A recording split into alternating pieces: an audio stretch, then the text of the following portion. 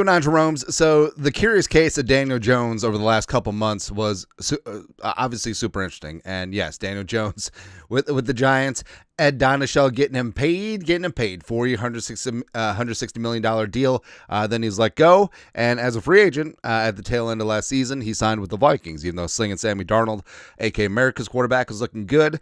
JJ McCarthy is the quarterback of the future. Daniel Jones just want to settle down, get some good coaching, be on a squad that potentially could make some moves into the playoffs. Apparently that was not true. But it really did feel like Kevin O'Connell was doing his quarterback whisper thing again. It's like, Mama, I can change him. And Daniel Jones, get him in the building, get him acclimated to the Vikings, be like, hey, buddy, bruh. You saw what I did with Sam Darnold. How about you come here in 2025, re-sign with us, and be J.J. McCarthy's caddy, and then 2026 free agency, you will get paid. You'll get paid, and then we'll get a comp pick.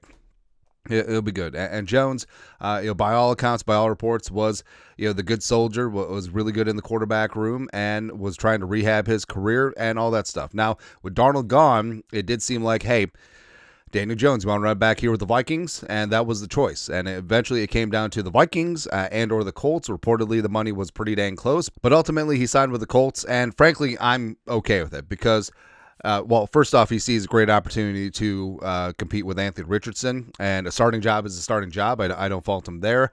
Also, the fact that he got $14 million on a one-year deal, $13.15 million guaranteed. Go ahead.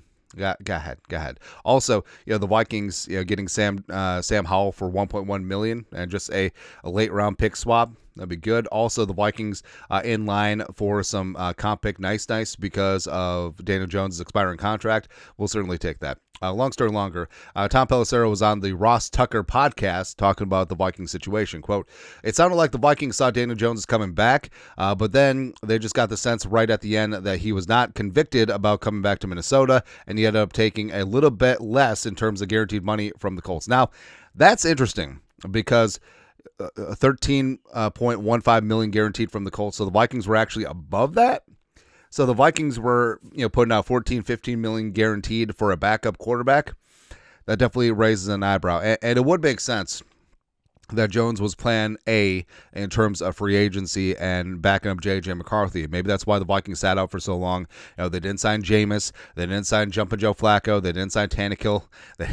They didn't sign Bird Bones Boniva, and they're just waiting because it did feel like that the Vikings were going to make a move on one of the quarterbacks that fell out of favor. Sam Howell in Seattle, Will Levis in Tennessee, Aiden O'Connell with the Raiders, and that's exactly what the Vikings did. So overall, I'm super happy that the Vikings ended up with Sam Howell, especially given the cost.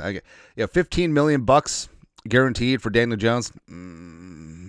Nah, that dog ain't going to hunt. Also, the fact that the Vikings essentially are picking up a fifth-round pick because of his contract. And I think overall the Vikings came out ahead in this situation. But it's super interesting. And, just peeking behind the curtain that, it did make sense that Daniel Jones will be plan 1A since the Vikings put work in him last year, got him up to speed with the system, be able to hit the ground running as McCarthy's backup. But respect, Jones wanted to go compete, and now he's competing with the Colts.